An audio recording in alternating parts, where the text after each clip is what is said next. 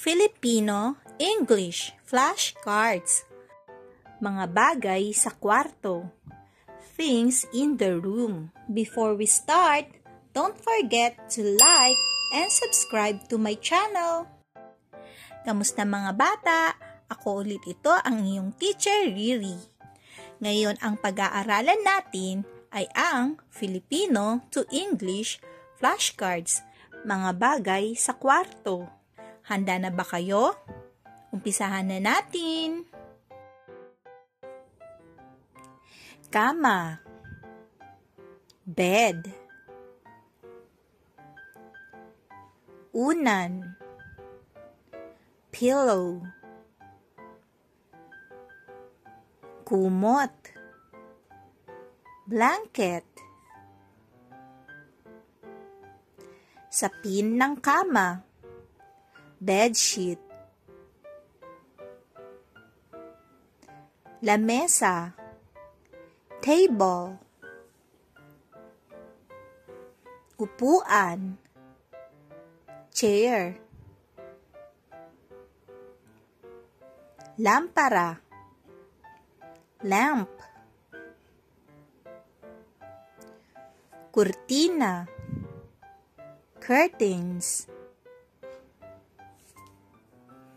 bintana, window, pinto, door, aparador, cabinet, tukador, drawer, salamin, mirror, basurahan, trash can, orasan, clock, libro, book, kwaderno, notebook, lalagyan ng lapis, pencil case, laruan, toy, alpombra, rug, ventilador, electric fan, telebisyon, television, remote control,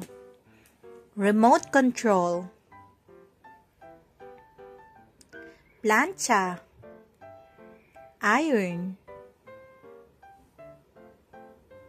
lalagyan ng labahan, laundry basket,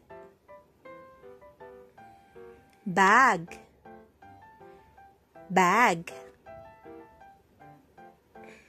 damit, clothes,